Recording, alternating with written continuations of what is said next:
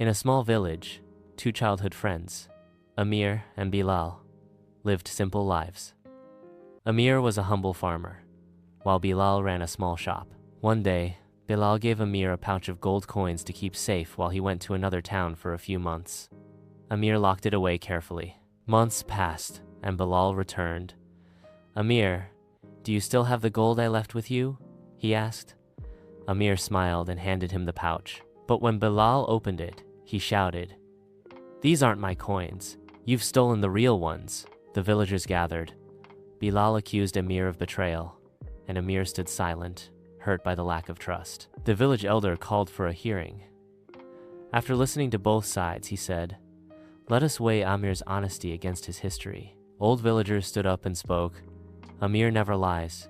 He's helped us all in need." Bilal saw the pain in Amir's eyes. Tears welled up. "I'm sorry, my friend. I lost my trust in you too easily." Amir embraced him and said, "Trust is tested, not broken. I forgive you." From that day on, the villagers learned, trust once earned must be honored, for it always wins in the end.